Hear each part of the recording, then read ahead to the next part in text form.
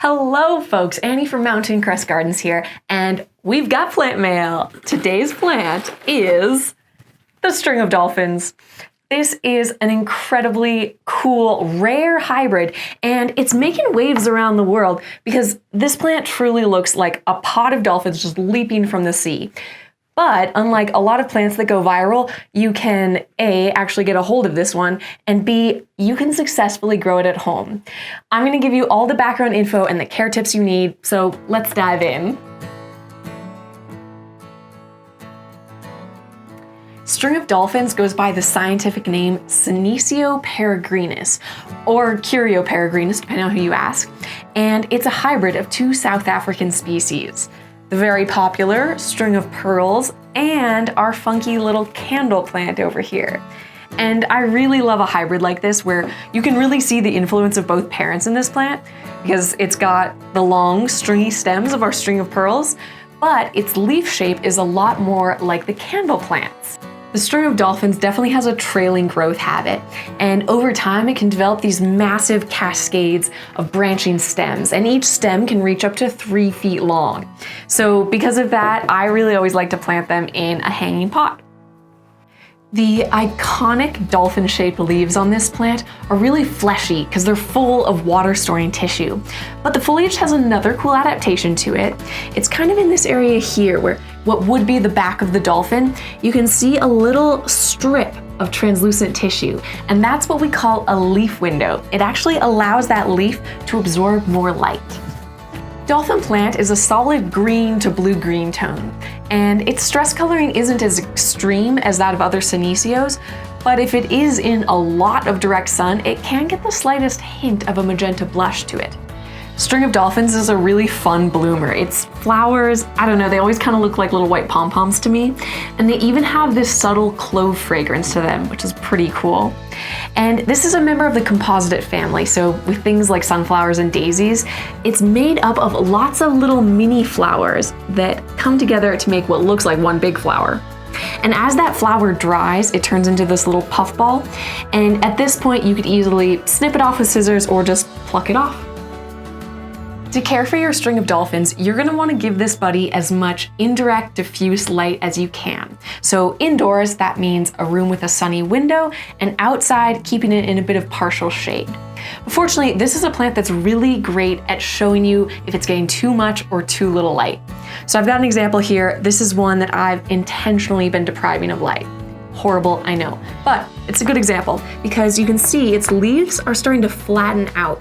They're not really looking like dolphins anymore. And all the growth is reaching towards where that light was, so it's a little bit unbalanced.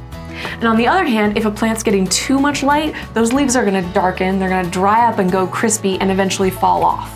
When you're ready to pot up, go for a container with a hole in the bottom and choose a gritty, well-draining soil like a cactus and succulent mix from your local garden center.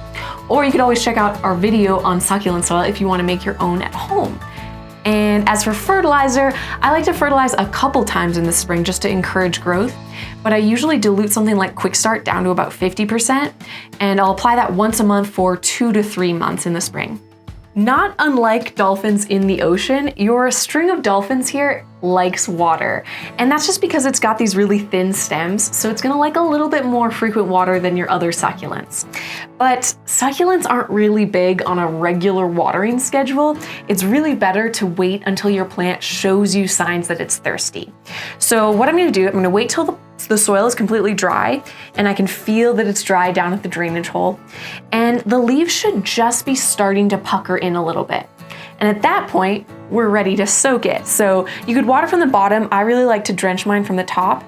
And I'm gonna drench this until there is water dripping out the drainage hole at the bottom. Perfect, just like that. And now I can leave this be and I can let it dry out. And I'm gonna wait to water again until I see those signs of thirst. As with other Senecios, this is a soft or tender succulent, which means it can't tolerate frost. You could keep yours outdoors in mild weather, but it also makes a really good indoor plant. In my experience, this plant doesn't have a lot of issues with pests, and you can go a long way in preventing them just by having great airflow and that really rapid, gritty drainage we talked about.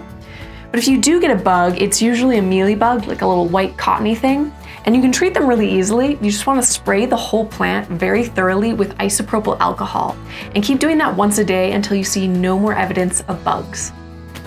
One of the best things about the string of dolphins is that it's actually a really fast grower. So this is one that I planted just a couple months ago, and you can see it's already going crazy. Like, these are very long stems. And the great thing is they're also really easy to prune and reroot from stem cuttings, because this, while it's really impressive, is starting to feel a little leggy to me and a little bit imbalanced because it's got this bare patch on the back.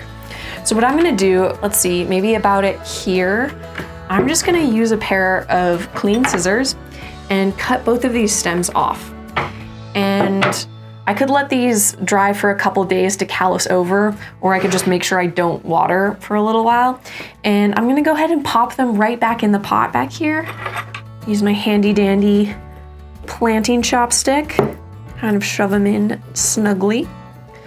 And the next one in there. And so these are gonna shoot out new roots and give the whole planting a little bit of a more filled in, complete, balanced look to it. But you could also do the same thing in a fresh pot. So I've got a couple stem cuttings here, and eventually all of these stems can shoot out new roots anywhere along them. So I'm just gonna go ahead and leave them on the pot. Those little roots I can bury a little bit, but oops, get back in the pot.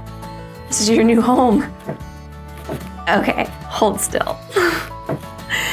All right, these ones here have not created stems yet, have not created roots. So I'm just gonna lay them on top and they're gonna figure out which way the soil is. And you can see I'm leaving a little bit trailing over the edge there, and that's just gonna give it a direction to start growing in. Give me some instant gratification, like that. So this one's gonna want a little bit more water while it's trying to reroot, but in a couple months, this is gonna be a nicely rooted, filled in pot. You can find your very own dolphin plant at mountaincrestgardens.com. Do note, these tend to sell out fast, so if it's not in stock at the moment, go ahead and click the button that says email me when product is available, and you'll be notified as soon as we release our next pod of dolphins. Now, I hope all of your dolphin growing goes swimmingly, but if you have any questions, feel free to drop a line below. And don't forget to subscribe and click the bell to be notified when we release new videos. Until next time, happy succulenting.